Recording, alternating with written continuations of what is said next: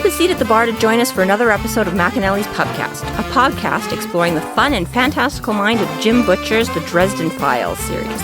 Hosts Tanzan, Jess, and Maggie bring you another round of literary analysis on this immense, immersive, and colorful environment inhabited by Harry Dresden, the world's only licensed private investigator and professional wizard.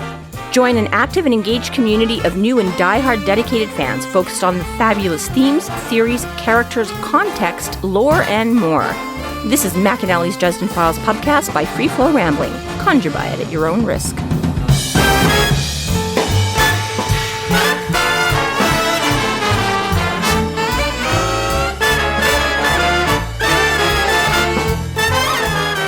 Welcome to the McAnally's Pubcast, brought to you by Free Flow Rambling. This is episode 13.8, Ringwraith 451, where we are covering the novel Deadbeat. My name is Tanzan, and I'm joined by Maggie. Hello, hello. And Jess. Yo.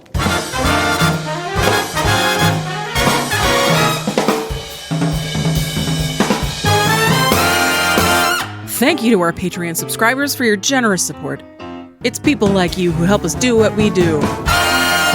If you're not yet a Patreon subscriber, sign up today and get a fuck ton of bonus content, kick-ass merch, behind-the-scenes outtakes, and more. Sign up today at patreon.com/freeflowrambling.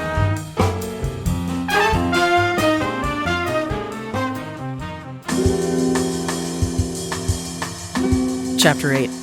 Harry squares off with the hooded pair of wizards named Cowl and Kumori, who are on a mission to destroy all copies of Die Lied der Erlking. Dresden denies the two his copy, and they square off in the streets. The Alphas come along to assist, which breaks up the fight. So I think now is a good time to remember what the 7 laws of magic are. Thou shalt not kill. Gotcha. Don't ensnare things. Don't control minds. Yeah. Yep. Don't summon demons. Nope, that's not one of them. That's just the gray area that Dresden steals. Harry, don't do it. We don't trust you. Well, No killing, no ensnaring minds, no transforming other people. Can't turn them into frogs no matter how bad you want to, Harry. right. No time travel. No enthralling. That's not the same. I guess that's not the same as mind controlling. Nope. Okay. That's like 5. Do not reach beyond the borders of life. No necromancy. Oh, and thou shalt not open the outer gates. And thou shalt not open the outer gates. Those are the 7. So, no time travel, reading minds, enthralling anybody. Controlling minds more Killing than reading them. with magic of humans. Yes. You can kill people, and you can kill non-humans with magic, but no killing humans with magic. That's right. And we also know, through the word of Jim, eventually Harry will break every single one in the series. No, not Harry. Good time to remember about those laws existing. Is he doing them in order? He already started off with number 1. Yeah. The first one he broke was right away. killing with magic. All right, well.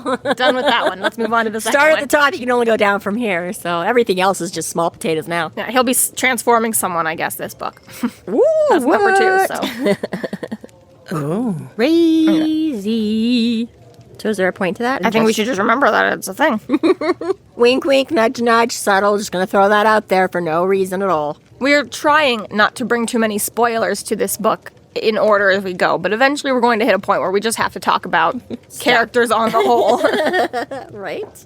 And we're about to meet a couple characters that are hugely contentious quite the and characters, aren't they? mysterious throughout the novels. All kinds of, not that I've ever looked up the theories, but, you know, with the number of possibilities and, you know, ponderings on that these could be, I can only imagine what the internet does with these guys. Part of the problem in supernatural books is that basically everything's on the table. Everything is always on When the you've table. got an author who's come out and said, these are 7 laws, Harry specifically breaks all of them, then you know other people could break them and could potentially be using them, Well, distorting they them. wouldn't be there if somebody hadn't, right? I mean, virtually any laws, because somebody does something fucked up in the first place and they go, okay, you know what?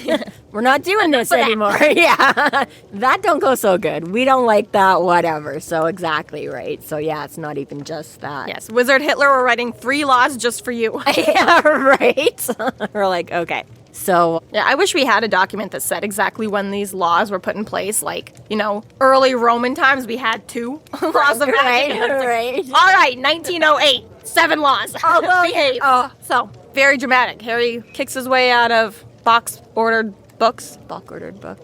I would just like to say, though, again, I like his intro to this, right? That he's like, he pauses just before going out, and he's like, if my life were a movie, I'd get some, like, dramatic music or something, but all I got was a jingle for a sub store. And I was like, the movie of my life is, like, must be really low budget, you know? I'm like, Well, it makes the royalties easier. there's that. He also mentions that going out and confronting these guys is a good idea depending on the kind of movie it is, right? And I do like that comparison. Like, High Noon, this is a bad idea. The Maltese Falcon, this is a good time to get information. But really, Harry, when is it ever not High Noon? Yeah, right. Everyone tries to take a shot against you at every opportunity. And you are literally, like, going out into a showdown with... Like 100%. Like, that's... Couldn't be more obvious that this is High Noon. Right, like, you know, it's the OK Corral right here, but yeah. But just in case, because he is Harry, he does know. Gets his shield bracelet, right? And as we're going to see as this chapter unfolds, he starts comparing them to council, and he's trying to figure out, like, are they council in disguise? Are they not council? Are they ex-council? And the only other time we've had a story about the council was a High Noon Western old-fashioned story. So really, Harry, you should be ready to be fucking Western warlocks. Mm-hmm. Fistfuls of them, right? They all just really like that time period, and they're all keeping with it forever. Right. You know, there's just, you know, talking about that timeless, you know. Change is hard. Right. Things were so simple back then.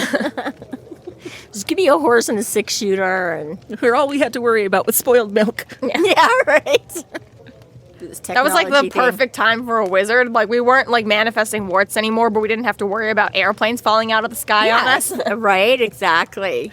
You young whippersnappers, you don't know what the good old days were. Life was so easy back then as a wizard. So easy. None of this science crap, you know. People didn't believe in science or magic for a So time. it was like so easy. fine. It was just nobody knew what the fuck was going on with anything, so it didn't matter what you did. I do like that Harry being all like Jim Butcher making the world work with physics, but there must have been a middle time when we didn't have advancement. We were just like, we're so good at magic, but why doesn't this work? Yeah, right. And then like humans go and figure out science, and then you got to be as a wizard or witch and be like, that shouldn't count for me. That's not fair. Yeah, I totally had the upper hand up until now. Now we got right. Yeah. But yeah, so we go through another nice little reminder of where magic comes from and all kinds of cool little metaphors and analogies. He's very clear before this fight. You got to believe in what you're doing. You're right. And I like how he covers, you know, everything from because again, for me, one of my most favorite things in the world absolutely is like babies and little kids laughing and stuff like that. I think that absolutely is like just, you can't beat it. Right, but then I love how it's also like the stadium full of fans going, you know, to like a Queen's, right, or whatever. It's like, yeah, you know, that too. Almost everybody's experienced that somewhere, whether it's like the school gym to an actual like stadium, right? So I do like to, right when Harry goes to talk to them, he goes, what do you want? I asked them. I borrowed frost from the wind and put it in my voice. Right. Is that a metaphor or is that real? Well, to go on to that, in that same paragraph is really kind of clever. Like the larger of the pair spoke, the book. But which book, I wondered? Uh-huh. You're a Schubert fanboy, aren't you? We've got the look. Goethe, actually. He said, give it to me. So in case you aren't a music major, here's what he's referring to. The Erlking, Opus 1, D328 is what he's referring to. It's a Lied composed by Franz Schubert in 1815, which sets Johann Wolfgang von Goethe's poem of the same name. So it's actually quite clever. They're actually, music reference. Like, they this both is very know. specific. Yeah, Like, right. Wow. Ding. Beats his usual, like, no Spider-Man reference here. But even his coming out is so dramatic, right? Like, once he just... So Yes, Harry, we know about you and Thomas. No. But, like, yeah, so he gets his shield brace. He's like, first he can see himself in the reflection of the door, and his hand, like, basically just disappears into, which is a cool effect, but also fucked up because the only reason that happens is because his bracelet is fucked up and, like, isn't actually supposed to leak and spark and everything like that. But it makes this cool effect where his, like, hand, which apparently is also hurting like hell right now, too. Oh, Harry, just remember, my hand's all burnt up and dead. But then he goes out and he's like, I'm too cool. Like, I'm not even looking at them. So here he is, right? 6 foot and a half, Harry. Well, what did we say? He was like 8'9". I was gonna. I've been reading a book lately, and the two characters are like 6'4". So ban that. He's like 6'8". But big, tall, right? His coat. He's got the whole thing. He's got his staff, like, you know. And then he's like, I'm not even looking at you, right? He comes out the door and he just like got them in his peripheral until he like slow until like the light from his bracelet like He's really into the movie magic right now. Reaches their robes, and then he slowly looks up. Just like He practiced that in the mirror. Hardner, this town ain't big enough for the but yeah. Right? It's like so dramatic. Like I'm not even gonna look at you until I can like see the whites of your eyes. Oh my god. Daring them to meet my gaze. And they rock. So there's a lot of theories about who Cowl is, and because he's going to keep himself obscured from here until the most recent piece of media, which is currently at this moment Fugitive, which is the short story between Mouse and, well, spoilers, I won't say for Tanzan, but Between Mouse and someone else. the most current, up-to-date, at the most furthest in the series you can possibly get, Cowl is still involved, and we still don't know his, I don't know your pronouns, Cowl, identity. But obviously people think generally it's a lot of time travel, wishy-washy. We do know this character, but we know their other identity, whether that is a multitude of characters that we're not going to get into right now because spoilers, but essentially from people that we believe are dead, aren't dead. We haven't met them, but we know of them, etc., etc., etc. We'll get to it when it's more relevant. The only thing is right now is that Cowl is giving a lot of non-human traits. Asking 3 times. He has to ask 3 times, which is very Fae. Harry specifically says that his voice sounds like it's slithering. Quavering buzz. Made it warble somehow. Made the word slither uncertainly. At another point, he says that his hand is curled like a claw, which could just be the way we do describe hands like that in a certain way. Or maybe he's literally got some sort of clawish-like features. Yeah. There's a handful of times when he gives less than human descriptors. Which obviously we do to a point to, insult people or otherwise describe them. Like, he's got a very beakish nose, or there's lots of ways you can do that. Again, even just like foreign language, right? You grasp for the wrong word, or again, what you would use in your language as it directly translates does not come across the same way in ours. Like, right. There could be 1,000 things like that. No, a million. But coming off of the last few books that we have, it also makes me question if we've got a little bit of like a fallen thing here too, because they had somewhat, Snake Boy, for example. We had a little bit of an altered, like he was a human, but there was some things about him that had come through. When he was Snake Boy, he was a little more snake-ish than he was when he was just, Or we're just dealing with not necessarily a fallen taken over, but we're dealing with some sort of Fae entity that is just always, like when we met the Changeling back in the 3rd book, Summer Night. Shoot, what was her name? That's the 4th book, Summer Night. Meryl and Lily and back in the 4th book, Meryl exuded traits much more than Lily did. Yeah. Some of them just had... Because she sort of gave in to some of hers more. Every time she was more angry and whatever, she got more trollish. Right. Yeah. So I'm just saying, I was like, could be that he is just a human and we're using some less than human terms unfavorably, or maybe there is something fucked up going on with Cowl that he's not really human anymore, or maybe it's one of those things you make a deal with the devil enough times you start growing horns. And well, and this is the thing, right? And especially in Harry's world is it could be any and all of the above, right? Like exactly, it's like there's so many, like again, that gut instinct sometimes, why are those the things that come to mind? Why are you thinking that way about them, until, like you say, you can finally pull back the mask and see for sure what you're dealing with. Didn't know anything about hindsight and going through a book like this when Dresden or Butcher has been laying clues the whole time. And you're like, well, how was I supposed to guess that? Well, and like I say, I mean, the thing I've said many a time about, print media and stuff like that, right, is things that often sound very much like just a throwaway. Like, you're like, well, they have to spend this much time describing it because they can't just stick a tree in the background. They have to tell you the tree is there, and exactly, right? So again, it starts playing on that. Yeah, is all of this just a unique, creative way to describe it without being, like, boring and repetitive? Or exactly is the clue in... specifically what you're getting and how it's described. And but anyways, Harry just starts off in his typical way of, bite me. Right, makes all of the jokes. Like, yeah, get your own book. No one gets any special treatment. I hate you all. Right, but yeah, it calls him a Kemmlerite, and he's like, I have nothing but disdain. So he's not a Kemmler follower, but he wants to do what so far we only know is a Kemmler ritual kind of thing. Interesting. How committed to necromancy do you have to be that you just get to be your own man and you don't have to be a discipler of Kemmler God? Just because he's like the most advanced in this field so far doesn't mean that I'm all about him. Yeah, right? Like, If it weren't for the council, there'd be more people for me to look up to, but... Yeah, right. But yeah, this is basically, Harry's thing. He's like, it's one thing taking on, just stark, spooky wizards, but ones that have done their homework, like actually know shit too, right? So, good or bad, Harry's getting some information. He just isn't sure he wants to get this information. I do like, too, that they both introduce themselves, right? Or Cowl. He says, I am called Cowl, and this is Kumori, or he calls her. He's like, yo, Kumori, what the fuck? But yeah, they give up their names somewhat easily. Obviously, they're probably fake names, so it doesn't really matter. But it is, at least it's not like I don't know who the fuck that was. At least we got first names, if nothing else. Yeah. And, Cowl's obviously, like the monkhood sort of thing. It's not really... The cowl on the robe. Yeah. But Kumori means cloudiness in Japanese. Mm-hmm. So, more mystique. Obscurity. Right. Covering. It's very pretty, but it is a pretty name. I like it. But I think a little bit obvious on the nose. These are fake names. I am a hood. I am a cloud.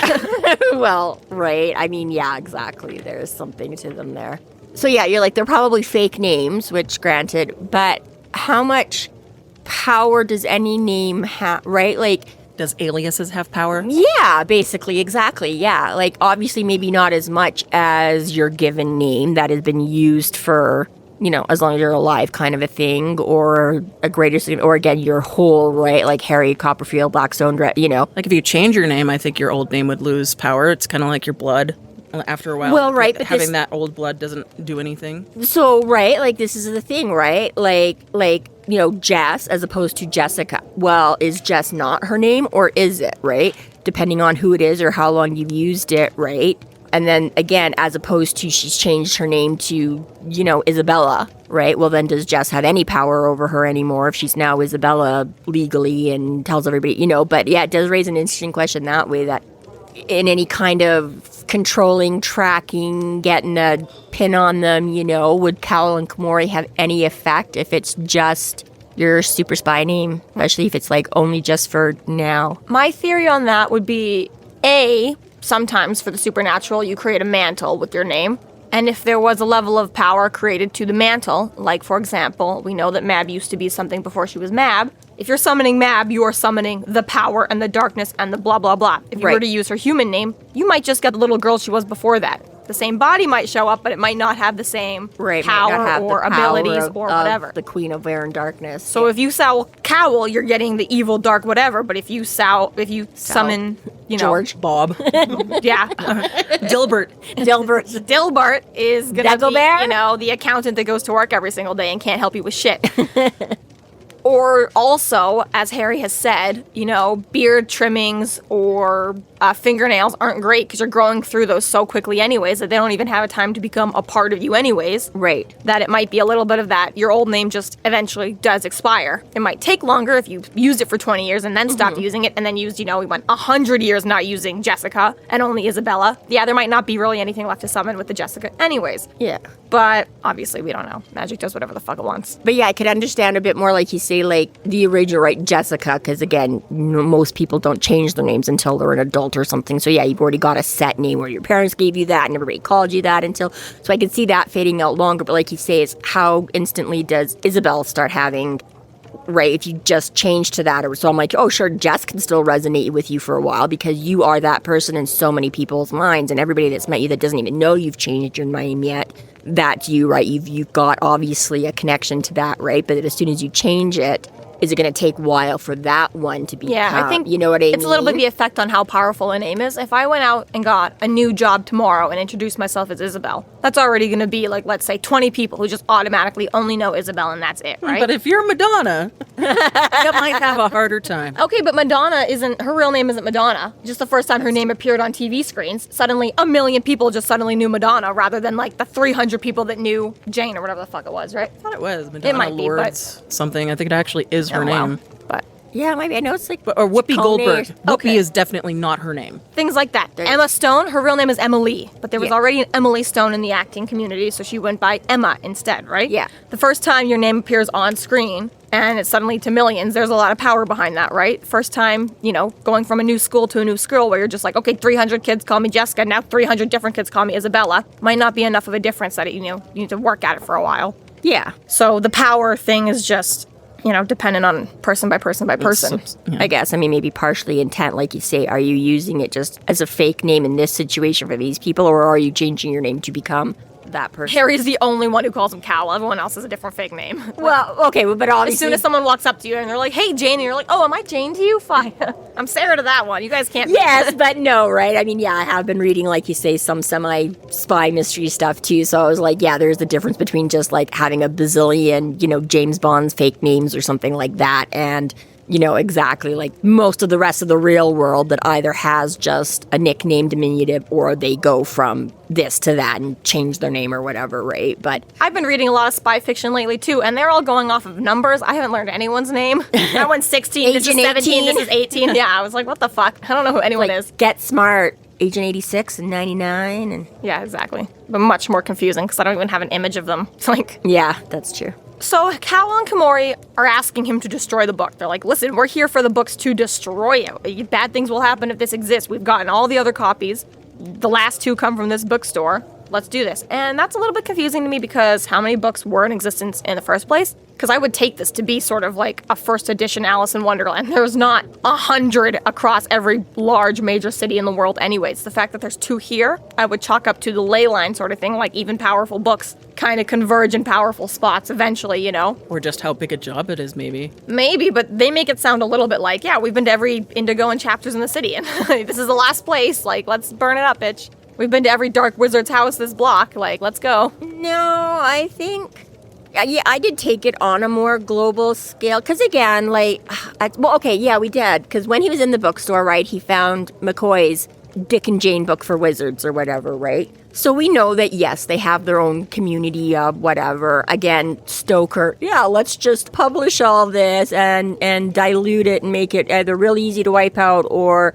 Fuck, what was the other one? That wasn't the one, was it? There was some other thing where, yeah, the council was like, oh, yeah, let's just print like 10 billion copies of it because... It was Dracula's that they wanted to print 10 billion copies. It's rituals and regular curse spells that they were like, also, this is good to pass around a lot because then it dilutes everyone's calling. Yeah, was it maybe with blood rights or something where they were talking about the cosmic vending machine? Maybe that's where. Yeah, I don't think it had a specific title though. It was Cthulhu but just bullshit, something like that. I was just like, yeah, I remember him saying something like exactly where that is. Same thing. It's also in their best interest to put a lot because exactly all of a sudden if everybody is trying to hop on the internet all at once, your bandwidth goes right. So we know that so to me, I'm like, there's a thing where I'm like, I could see a sort of significant number of copies of something useful actually being out there. But yeah, not necessarily obviously in the same quantities as some mass-produced literature today. But I still feel like, yeah, he's like... Oh, I guess it does say here bopped around to a different... There was less than 1,000 printed. Okay, yeah. She does say it. Okay, I thought that still seems significant to me in magical community. So before we get too far, we should probably mention that Harry does recognize the pair from Bianca's Masquerade. They are the ones who gave Leah the athame. Which is a huge point that I think people should remember when they are purposely trying to describe who they think that these two are. In order for this to be certain people, every choice they make has to make sense. And obviously, not knowing the future or other timelines, technically everything could make sense, but I still think in what universe that led to Susan becoming a vampire and eventually everything that comes from that, to ever make that a moment that is justifiable to every character that Cowl could possibly be. Right. And I don't think it is. Right.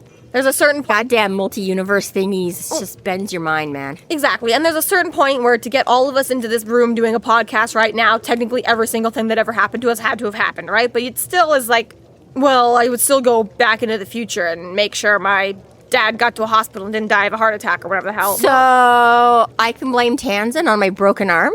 Yes. Technically speaking. Cool. Every single thing that has ever happened. That was before I was 2. Yes. Fuck you, Tanzan. What? If you didn't break your arm when you were 2, then maybe for all you know, the butterfly effect, whatever. I still don't think that that's justifiable for anyone to go back in time and be like, well, then I'm still gonna let Uncle Ben die, just in case, even if it meant I never met Iron Spider-Man? Man, whatever. He was already Spider-Man. If Spider-Man didn't meet Iron Man, then he would, yeah. Et cetera, et cetera, et cetera. That's the point I'm making about how I think certain versions or theories about who Cowl is, it still has to make sense with why would you be there and be working on behalf of Bianca, knowing what it did to whoever. But were you working on behalf of Bianca, or again, collateral damage because you needed whatever else your trade was that night? Right, but collateral damage is Susan. True. But I don't know. I just like And the way you said Butters. working for Bianca. Like, Well, not but- necessarily working for, but Apparently from that night there was a lot of collateral damage. They say- there's, yeah. It even goes to say, like, there's many things of significance happen that night, most of which you are not yet aware. 100% agree. Almost like Already know series that. took off from this book. We already know. The entire series exists because of what happened in that book. Everything that was determined and everything that will become and things that we have already know come. Like, okay, no more just introduction. Let's go, people. Here we are. We already know that from books that have already come out, and I'm sure there's more to come. But, Well, it but that's is- what we said right in book 1. Basically, things pick up in book 3, right? That's where everybody's, yeah. Yes. Book 1, Book 2, optional. Yeah, Ish. roles have been assigned. It is. I do like the significance. I do like that even the characters in the book are like, yeah, no, we were pulling massive strings that night. Well, I have to admit, like, yeah, I'm pretty sure I didn't remember, on first read of this, right? I had long since forgotten about any shadowy, cloaky people at Bianca's, right? Because you had a couple of people that went up and gave gifts, and then you're like, oh, there's Malvora. What the fuck is her name? She started this book off. Yep, sure did. Mavra. I would have said that, but I thought it was up. Yeah, well, my brain was twitching on Malvora. Malvora, you said Malvora, and I was like, that's it. That's all I got now. I know, right? It was like, yeah, that's it. Right, but yeah, where you had like Mavra and Bianca and Harry. just and assume them everyone else all, was a like, little side exchanging vampire. gifts and or whatever, right? Like, yeah, somebody from something, and right, typical, right? You always got to introduce a couple of people that were there, and then for just so important, this is what Harry and them did, right? But yeah, Kind of I was like, annoying murder mystery thing where it's like, well, do I have to know all the servant staff's names or not? Is that important or not? right, exactly. Is it just a butler or is it a butler? Mrs. White in the ballroom with the knife. Right. So, yeah, exactly. I remember going like, oh, yeah, I never even, oh, okay. Oh, now we're really start right again. One of those moments where you start feeling the weaving start. Did the author mention a tree because the tree is important? Right? Someone had to hand Leah the thing. You never know just when you're going to end up in a tree. It's taking me so long to do my notes, and like I'm going through every little thing and be like, is this pertinent? I gotta Google this now. Is it? Now I got to know, was this a thing or was it a thing, right? Cowls down to the give me the book, please. It's like, shut up, Kumori. It was a fun moment. We don't lose anything being polite. This is Harry. Or do you really think it matters to him? I mean, I think it would be a nice change because that's part of why Harry is so sarcastic and dickish because everybody's always coming up to him and be like, give me your book. And he's like, fuck you. If somebody was like, hey, Harry, can I read your copy? If you might be like, oh, sure. Sure. You never know. We never see anybody do that. Komori's even saying, you don't even have to give us the book. We just want to see it destroyed. Just destroy it in front of us and we're good to go. Yeah. It seem more trustworthy. Like, oh, these guys literally are legit, just trying yeah. to take it out of the game. Yeah. They're not just trying to get it from me and use it for themselves or whatever, right? Yeah, exactly. I do like that he teases them about the whole Fahrenheit 451 from a Ringwraith's perspective. Right. If those of you who haven't read Fahrenheit 451, it's a 1953 dystopian novel by Ray Bradbury. Presents a future American society where books have been outlawed and firemen burn any that are found. So Harry also speculates that they're working for the council because they're doing this sort of roundup of the books, or with at least one of the two. I hope they're trustworthy. I hope that they're legit, that the literal Yeah. last 2 copies have been accounted for, and they're here right now, which we obviously know would be Gravane from earlier and Harry's copy. It's kind of funny that, one guy who learned the title an hour ago got there first, and someone who's literally been going around for the last month and trying to track him down. Like, Okay, but you suck. But as far as we know, they're not native Chicagoans, so they don't necessarily know about box books, whereas Harry's like, this is my place, like, I'm here all the time for stuff, right? You're in Chicago, you want paranormal books, this is the real... It just seems very much like someone who's on eBay every single day looking for something versus the little girl who found it at a garage sale down the road. Right. That's not fair. Not fair, but that would totally be more explainable because it'd be much harder to find anything at a garage sale. Well, I'm sure Whereas- box inventory isn't online. No, but he's like a bookstore, and there's probably... I'm sure for some of Spells, this- just well, yeah. send me to all the Erlking copies in the universe. You have to have like a flake of the original ink that was used to print it or something. Be really A annoying, piece actually. of glue and thread from the binding. I'm sure like only 4 quills did them all. Did all almost 1,000 copies. Yeah, absolutely. Well, I don't know when it was printed, but possibly before the printing press. Possibly, but yes, you don't know that all those 1,000 copies were, like you say, right? It's Just the same could've one just- monk they could've in a ju- room. They could have right? just done 10, and then eventually people were like, hey, this is kind of cool. So then they're like, print a couple, and anyways. Yeah, but Harry also gets annoyed at the whole things are coming, things are right. He's like, I'm a wizard myself, and I still get tired of the I know and you don't know shtick and the whole right. So this is the other thing where he starts and he's like, where are these just another couple of like wizards? I mean, again with the whole cloaky thing and looking for the spooky books, right? But Part of being a wizard is that, I mean, every supernatural basis thinks that they are the best supernatural basis, and what makes the fights more interesting and fun, but also stacked, is that they are all coming from different power sources, whereas when you get the wizard versus wizard, they've all have technically the same arsenal. right. And that makes it a little bit scarier for them, because it's like, oh, you know what I know, and you know, like, there's the less mysterious, because you know how I got to this spell, you know how I got to this power. It's not the same, you've read this same secret Exactly. handbook kind of a thing that Right. I'm not gonna right, wow you've got you. that level of mysteriousness with the vampires who are like, how did you just do the fire thing? Or how, like, they don't know exactly, and you don't know their thing Right, exactly. or you don't know that they can do the fire thing or whatever. Right? Whereas wizards exactly are like, a wizard. I can't do that spell, but I know how the fuck you can, so it's less impressive to me because we've all been to first grade wizards and we all know Yeah, the building blocks, whereas, so it is scarier in that case to do a fight with a wizard because the mystique isn't there. This is straight up just power and speed and who can get there first. yeah. This is very much what you know, like So Harry's all It's like going to Jeopardy or something, you know? Like, okay, we all sort of know we're all coming from the same place, but are you going to know more about what we're dealing with today than what I know about what we end up dealing with today, Exactly. you know? And yeah. so Can you imagine are you council? Dresden trying to buzz in on it? I'm just imagining that entire wall of like TV screens. Well, first of all, they're all flickering. Most of them have gone out of At power. point, they're just gonna start exploding, you know, like when he gets psyched about a daily double, he's like, yes, and the whole studio, you know, just gone. forget Larry Fowler, man. It's Jeopardy. Oh, I think Wheel of Fortune would be better because everything would just be spinning. Man, it would have been fun like 20 years ago when they still had like the letters that like spun around, or like now it's all just digital, right? And she just kind of has to touch it or pretend to touch it or whatever she does. But yeah, back when they actually like had to spin them and everything, and woo, like Exorcist, Wheel of Fortune. It would be more funny to watch Harry and a bunch of supernaturals do Price is Right and just scattered on the stage, run.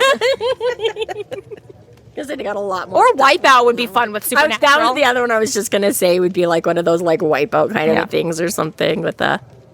What would start out as some kind of technical game but would end up being Wipeout because of Thanks to Mab, we're gonna get our own version of like 4 weddings and.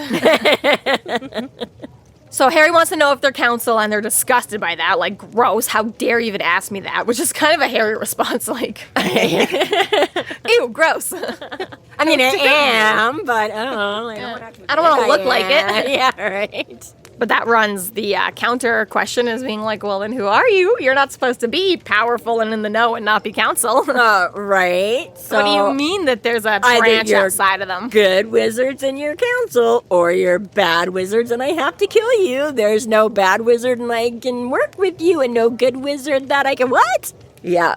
Yep.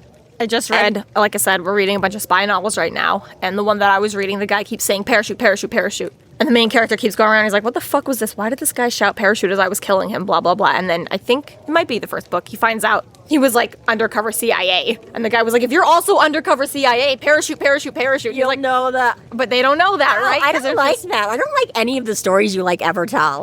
I'm like, how do we read enough of the same books that we like enough? Because all of a sudden there's all these other things where I'm just like, no. So I wonder too, yeah, it's like if council wizards start going to war. It's like parachute, parachute, parachute. Oh, you're not black council like I am? Shit, you're just...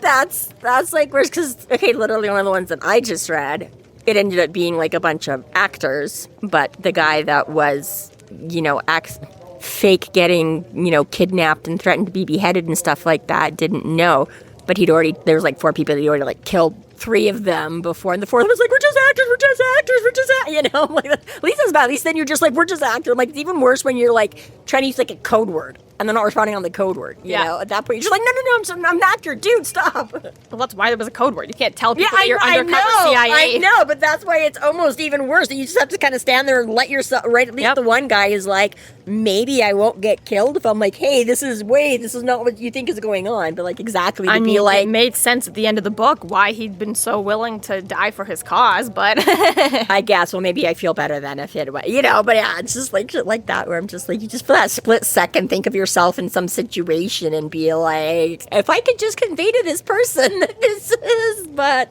Well, don't be a secret operative spy, Mom. You probably won't be in the situation. You know what? I will probably never have to shout parachute, so it's okay, but still, ugh. Not unless you go skydiving.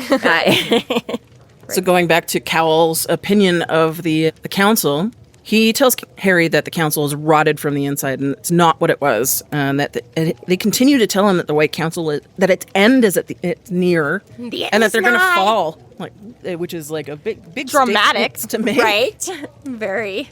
Yeah, it's rotted. It's not what it just again, Mike again sparks things of like, your grandparents or something like that. Be like, oh, this is a nice, you live in like, oh yeah, it's not what it used to be though. There's kind of two elements to it, because partially Harry agrees that the way that they run things is pretty bullshit, right? He doesn't agree with it a lot of the time, and we see as the novels progress, especially after this one, that he starts to realize why some things are the way they are and how hard of a time the council has. But in other ways, Harry's like, things are too rote, it's not expandable enough, it's not going to work. To me, this has a little bit of that feeling that I think we mentioned before of that, like, familial sort of, like, I hate my fucking family and I can say the worst shit about them, but you can't say, right? I hate them and you're right. All of those things are true, but you're not supposed to say them. Like, I have to stand up and defend my family, even though, actually, I hate all the same shit about them, right? It's kind of like that, right? They're like, the council sucks. And Harry's like, what? I mean, okay, I'm always telling everybody the council sucks, but what? You can't say that. Like, we're council. We have to defend it, But then, on the other hand, it's also a little bit, too, of that, like, okay, Grandpa, whatever, who cares? Things weren't the way they were back in your everything changes doesn't mean it's bad, Well, yeah. And as much as Harry really, is annoyed by the council, he still generally upholds principles. Yeah, he upholds it. He is connected to McCoy, even though he is upset with him right at now. the moment. But that's he is very still recent, still there in the back of his head. He's got that reverence. Who is a major player in the council? He's a part of the council, and he almost does want to be a part of it. He didn't want the shackles hanging above his head. He knows that protection comes from being within their ranks. Yeah. That's what wizards do. If you are good enough to be a wizard, obviously, it's not as important if you are low level like Mortimer or whatever, but if you have the mojo, juju, whatever, being a part of the White Council is just the next natural step. There is no not being a part of it. Well, and like you say, I mean, again, use like a soldier analogy or something like that, right? Like exactly, yeah, for just, some backyard brawlers or whatever, it's not going to be exactly if you're good enough to be, in the army and then you're actually going to take on a big fight, exactly, you've got the rest of your regiment, rank, troop, Harry started a war, and they're all fighting in it actively right now. Yeah, okay. He's not fighting the Reds all by himself. Yes, okay, fine, but in fact, he's almost not fighting them at all. He's not specifically, but yeah, but you know what I mean. It's exactly having that your back, right? Exactly that. It's not just. When the big shit comes out, then you're all there to deal with the big shit. I mean, that's what's crazy is that essentially a civilian went and picked a war, and then all the actual soldiers had to show up for war. Yeah. Harry did have to do that duel with Ortega, but for the most part, he's actually been quite removed from the war that he started. So far, he is not in the thick of it. I mean, it's like, the supernatural community went and saved, their hostage. And then they're like, all right, now we're going to war for this hostage, who we barely even like. I mean, again, and it's funny, you've said that before, you do have a point, but I mean, again, when you look at it from that point of view, you're like, well, yeah, how often have soldiers ever started a war? Usually, again, it's some diplomat, whatever, says, does. And really, that's what it was, because that was the whole problem, is that technically Harry was there as a representative. So, yeah, he said something, did something, so now right? It's like being at work, right? Your boss is like, you guys all have to do it this way, and everybody that actually does the work is like, are you fucking dumb? This is the worst way to do this ever. You do this for a day and tell me. The only difference is that, other than in the real world, in the supernatural, the big bad Merlin is going to war every day with him too, okay? The president of the United States started a war. He has to go fight it every day because he's the most powerful man in the... Yeah, right. You're the only one who knows how to use the gun really, really well. Commander-in-Chief doesn't actually mean anything. Like, you're the guy who knows how to use the nukes. Go out and use the nukes every single day. Yeah. Merlin, you have to go out and use the nukes every single day. Yeah, I don't know what the problem with Harry is. Oh, wait. He's such a fun, likable guy. Right? I don't have to go to war for him. Let me stretch your muscles there, Merlin. I just don't want you to get all fat and lazy, you know? It's Hang out in your nice, cushy Chicago. Goes under siege twice a year. Right. Well, I think this has probably got to be an eye-opener for Harry in some ways, because it's like the first time he's probably heard somebody really talk shit and about openly, the White because, Council. And that's fair, too, because the ones that do are, again, different supernatural factions that are like, fuck you, who cares? But like you say, if you're within the Brotherhood, you don't talk shit about, because you just don't. You don't know about them, or you're a part of them. Or you're part of them. And if you're a part of them, you can't talk shit about them, because, like I say, it's for all intents and purposes, it's like being like treasonous or some shit, you know? You're like, no, you can't backtalk this thing we all fully support and are a part of.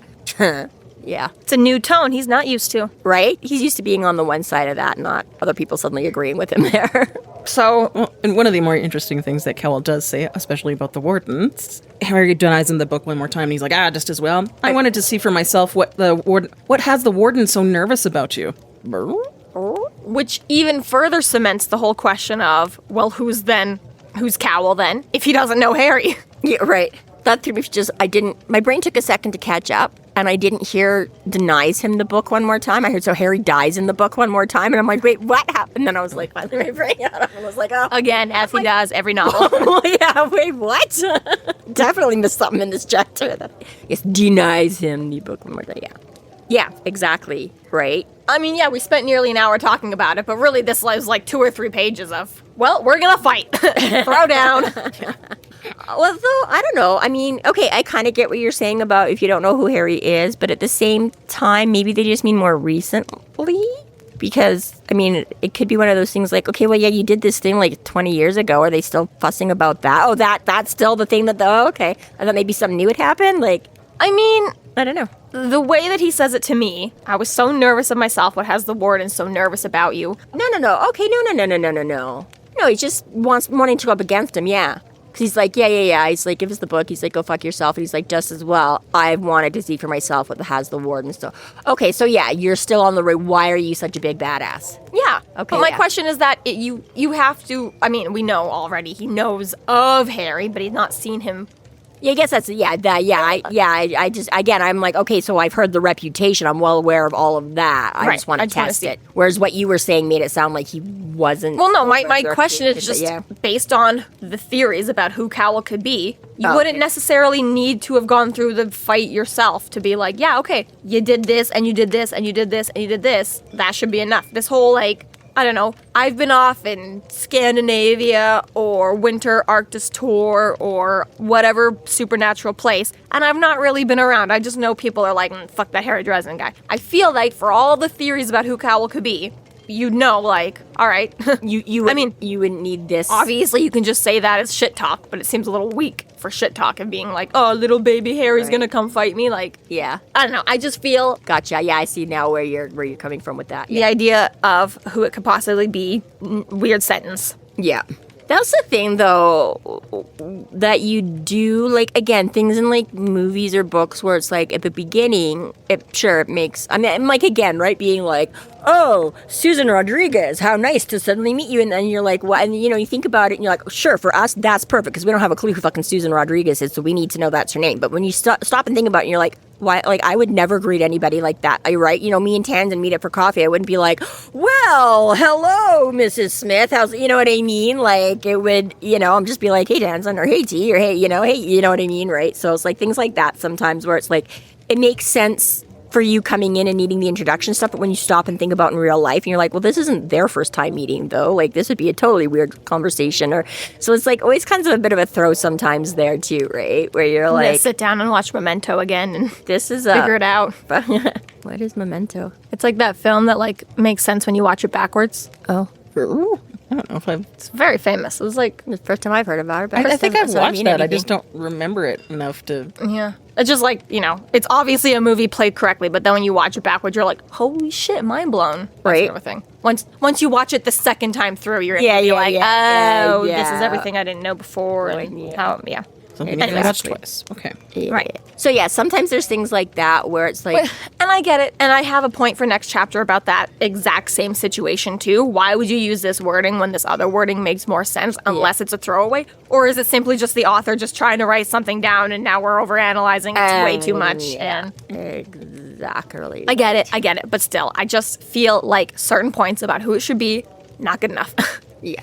So, all that to say, they actually start their brawl, and Harry thinks this is the strongest person he's ever fought, ever. Yeah. Which is a little bit crazy. Yeah, because like he's fought the Fallen. He's fought the Fallen. He's fought vampires. Dukes of vampires. He ran through a fairy war. I mean, granted, he wasn't going head to head with a lot of those people. Right? But he was there and had to dodge a lot of that and did go up against some of them. You know, he was going up against the Lord Fae, Marshal the and Fallen, vampires, toad lycanthropy, demons, toad demons, lycanthropes. evil wizards already. But shitty. Other evil Other wizards. evil wizards. And obviously, from a technical standpoint, the big bad should get worse with every book. But this is the one that you are saying is the most so far? Well, and that is the interesting, because again, what does Harry say about himself every time? Like, I still don't have a lot of finesse. I still don't have I'm still a baby when it comes to that. But I'm a big, heavy brawler. I'm all muscle, so I don't need as much cool, fancy technique. Right. Because- I'll never build a flying carpet, but I can kill a fucking vampire. Well, in a yeah, baseball right. But I field. mean, yeah, like same thing, right? Like, I mean, I think even Harry's the one that uses this example somewhere, but a good big man and a good little man is, again, the good big man's got advantage because he's bigger and stronger. So you're going to have that, right? The little guy has the advantage because he can move quicker and he can do all this fancy flip out of your way shit, right? But exactly, Harry's like, no, I'm just Hulk smash, so it takes care of a lot of things. I don't need to be Doctor Strange, be all uber fancy and blah, blah, blah, right? So, yeah. Everyone learns what works best for them, and Hulk smash works best for Harry most of the time. It's just, well, that's just naturally And where he carry right, a big doesn't have, right? Right, you know. He's like, he eventually can get to Doctor Strange, but he's like, I don't have to, because I can already start off with my Hulk smash. So right there, I can smash Doctor Strange before he gets me. Once I get to be Hulk and Doctor Strange, now you're fucked. This is apparently the Hulk meeting fucking Donkey Kong. The Hulk or something. Yeah, exactly, right? This is the first time, yeah, where he feels like he's gone up to somebody with that raw sort of brutality as him, and that's like, oh, whoa, what the fuck? Like, yeah, I've gone through people with, like, fancy skills And both- before that were hard to deal with. Metaphysically with the power, but also he says this is a big man close to my height as well. Like, Yeah, all around, right? So, yeah, it's obviously he has done his homework. Obviously, he knows spells and shit because he pulls some stuff out that Harry can't do or hasn't thought to do or whatever, right? Like, and then, yeah, exactly, is he doesn't have the advantage of just being like, well, go ahead and, like, pound on me all day because I'm, like, Andre the Giant and I can't feel you. He's like, oh, fuck, I can feel this guy. Right? He's afraid at this point of It's- even letting his shield down to counter the spell because it was such a wallop. Yeah, right? Like, he came in hard and fast, which, again, is something Harry does sometimes, you know, throw him off. If you think, like, oh, that's just my starting punch, wait till I get going, right? But now Harry's doing that. Harry's like, I don't know if he just maxed himself out doing that or if exactly that was his wussy opening move. And, yeah, he's got a lot more he can bring to bear on me. so I wonder too, because the cold themes keep playing up as well, right? He said originally when he came in that the frost coming off of Lake Michigan, he says, you know, as Cowell's power grows, he can feel the wind get colder and biter. And is that supposed to be some, like, winter influence maybe coming through? Or is that supposed to be a mark on just evil power feels cold rather than warm and fuzzy? Supernatural, you know, ghost Is it have just energy a for cold night in Chicago? environment around them to manifest. So, you know, Harry's in pain, so he's feeling the cold, like right. things like that too. To question about Cowell and his presence.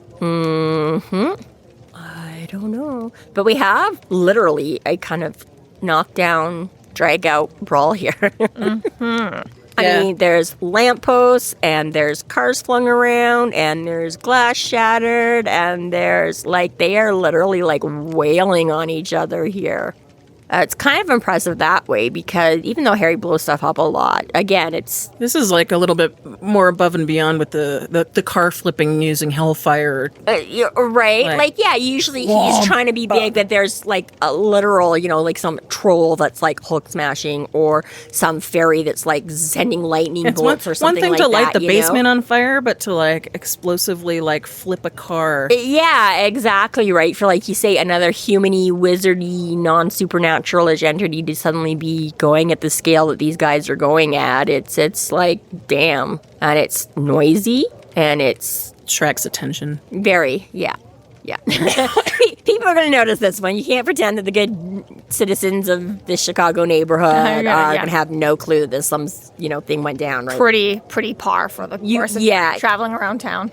Yeah. I think it's just as amazing that Cowl was able to, defend a car being flipped on top of him. Like, holy shit. Damn. Right? Wow. Yeah. That sucks. That's, yeah. One of Harry's biggest attacks yet was just like, I'm just going to get out. up. Brushes his shoulders off. He's like, That's all you got? Come Whatever. at, bro. One of my favorite tweets is like me living in New York, watching Captain America just throw the car that I only just financed and still have 7 years to pay off onto an alien. Right, yes, all those real world How would you things. pronounce the spell that Cowl says? Because we don't normally get to see other wizard spells. Normally it's just like they murmured something. They said something. I don't know, the first one seems pretty easy. Dorosh? Dorosh. Would you say it with like a Russian accent? Dorosh? Maybe. Dorosh. Or Scandinavian of some sort? I mean, yeah, I wouldn't be like Dorush. Yeah, I'd probably be like Dorosh. Definitely doesn't Dorosh. seem like it's a Latin language. Dorosh. It doesn't seem Latin, right? Where's the other Saying we know the last big attack happened in Russia. Archangel? Potentially. But then again, wizards aren't supposed to say languages that they know. Ish, yeah. That separation of whatever by using that buffer, yeah. I guess, yeah. Yeah, I don't know that necessarily means... Could just be a sound. It's just that we normally don't get other wizard spells. It's only Harry's that we ever get. Yeah. No, you're right. I don't... And like you say, if it's real word, or like, again, he uses... It's not a real word. No, But I mean, like... flickambicus isn't a real word either, right? Okay, but as opposed to just like a made-up Russian word as opposed to a made-up quasi-Russian. Like, that's what I mean. Yes. It's like, yes, Harry doesn't use, like, real Latin stuff for whatever because he sucks at it he uses mostly. quasi-Latin. Is this quasi-Russian? Other wizards, I get the impression, use more real Latin because they actually know it, Fair but enough. yes, exactly right. Like, yes, he just not his language or just kind of a made it whatever, blah, blah, blah. But yeah. One thing that I really kind of enjoyed was like when Kumori tries to pull the book away, but Harry just body flops on it. No! Yeah, right. Like, That's total I'm fighting. still a big heavy man. Total fighting with your siblings, though. there's a lot of room for comedy right there. Just Yeah. like my brain went far too far with it, like just flopping around like a flip fish trying to hold this book. I mean, it's not very defensive of your body at all. You could easily be decapitated. They could hurt your limbs, anything at all. But as long as the book is safe, who cares? They probably won't go that far, right? Right. Gonna start chopping off limbs, just start with this hand. Yeah. I do like, though, the alphas are back. Game over, I said. Stop it, or what? Cowl demanded. Ever see Wolfen? A spat. Well, if you haven't seen Wolfen, it's a 1981 film that follows a city cop who has been assigned to uncover what is behind a series of vicious murders. Originally, it's believed the murders are animal attacks until the cop discovers an indigenous legend about wolf spirits. Yeah. So, I am not alone. Yeah. Well, that and the cops in the distance, it's certainly like, well, yeah. True, but they're still in the distance. The alphas are here right now. So yes, luckily enough, being There's a in lot this to go wrong. baddish part of town near the university, where his bookstore happens to be, where he already mentioned that the alphas just happen to patrol and keep an eye on things. Oh, thank God, they noticed all this shit happening. Kind of their job, self-appointed job. That sounded like a car flipping over. Let's go take a look, guys. Possibly Bach just called them to. You believe this shit? Directly. Yeah, that's true. Yeah, Bach has mentioned them. He sort of knows what's up. But so yes, just when Harry's like, "Oh my gosh, the intrepid hero is about to get squashed," and backup arrives just in time. Thank God Cowl has not done his homework on the alphas, because he probably could have taken them too, given what we know about his power, but Maybe. luckily he didn't want to chance it. Yeah, either it's Bad just timing, wild card. Well, yeah, either it's a case of they've both been slamming on each other enough now that they just don't, I'm like, okay. I mean, Harry said he was getting tired. Yeah, or exactly, right? Is it just that Cal's like, okay, I don't have enough to take on like 5 new opponents or whatever, or just that? Especially if I it's still- Wolves can get really scary looking. Well, and Grr. at the same time, even if you could take on 5 wolves, you have to take on 5 wolves and not let Harry get back into the fray. Exactly, right? Like, and now the police are coming, and right, exactly, right? It's just gonna be like, I could have finished you up, and now there's just too many things stacking up that as it's like, succinct as Harry says it. Oh, shut up! You lost. Go. yeah, right. This isn't over. We'll be back. Fuck off. Just leave it already. Goodbye. Yeah. Harry's like me button smashing the video game to skip past all the unskippable speeches by the bad guy. I'm like, yeah, I just want to kill you already. I don't care about why you're doing it. Right. Yeah, exactly. The opening of Baldur's Gate, every time I gotta restart it, I'm like, fuck yeah, let's go. So Cowl and Kumori retreat in using what sounds like an exit through the Never Never. Yeah, right. Open our super duper portal and Billy, hey, what's up? Except more like, Billy, what the hell? So again, I like it, right? I think Billy, like, just is like, oh my god, this is so dangerous. What are you doing? And I think Billy is also pretty fair at saving your ass, dumbass. And like, Billy is also stacked now. Totes a beard. No more chubby, pimply first-year university. Now we're like, I'm a man. All that baby fat is converted into muscle and, yeah. Being a werewolf, man. Being a werewolf. Yeah, so then they definitely know their area very well because Billy's like, the cops will be here in 70 seconds. Like, oh, that's very, very specific. Let's go. Or maybe your ears are just I was just going to say, we're getting that wolfy thing. Like, I can tell with the sound of it. I didn't been approaching at that speed. Like, you count, like, thunder to know the lightning or whatever it is. You count thunder to know when the rain is going to be here or, like, how far away the thunder is. Yes, you count the time between the lightning and the thunder. Right. Like, so 10 seconds means it's like 10 miles away or whatever. You can tell I do this all the time. All the time. You can tell just as an avid curious storm about chaser. when thunder and lightning are happening. It's been raining here every day for a month, and I'm just like, I don't know. It has something to do with dragons and Imagine Dragons. That's all I know about thunder and lightning. We had like a thunderstorm the other night, and some, I don't know, high as hell guy comes in. He's like, there's aliens outside, man. I need you to help me. And I'm like, oh, great. He's like looking at the crane because there's construction happening next door to our store. Oh. And I'm like, he's staring at the crane in the sky. And I sure enough come outside and there's a little red light at the top of the crane. But all you can see in this storm is just this tiny red light going off every like 10 seconds. He's like, what's happening up there? And I'm like, there's a crane. And he's like, what? And I had a picture of the store from like a week before in the daylight because I was taking a picture of something for someone. Right. So I pull out my phone and I'm like, see, there's like a crane in the background above the store. And he's like, oh, I was so scared, man. No, she's when like, an acid trip goes wrong. No, literally. Just because she doesn't want to end up on the end of it again. Like, Yeah, hey, literally. dude, do not pull your bazooka out. I Yeah. promise you, it's fine. Don't bother me about this shit again. Right. Anyways, there's a little bit of fight between Harry and Billy about whether or not Harry's going to go with him and be protected and safe for a minute or he's just going to be on his way. But Billy manages to convince him, you're fucked up. Dude. You really don't have time. Let's go. Got the shit bit out of you. George is waiting in the car. Like, take Yeah. the out, dude. Let's Like, go. I'm a big macho Wawa too. I don't need you to be, I'm a big macho man and I don't need help. He's like, I get beat up all the time too. Just get in the fucking car. Yeah. Like, you're fooling no one at this point. I'm not 18 and impressionable anymore, okay? You used to be cool, and now you're on the ground holding a book. I know what that feels like, okay? I know that. Yeah, you can't just brush off getting hit by a car, man. He's like, I know. I've lived that. Yeah. So yeah, they bundle Harry into the SUV and off they go. Maverick's just gonna have to show some freaking understanding, okay? Right? This concludes our episode 13.8, Ringwraith 451. Thank you for listening. You can find us online at freeflowrambling.com and McAnallys.ca. There we have links to our other podcasts, social media, and other fun tidbits. Please subscribe if you like what you're hearing, and please consider supporting us through Patreon to keep the magic alive and to see more content. We are Free Flow Rambling. Contribute at your own risk.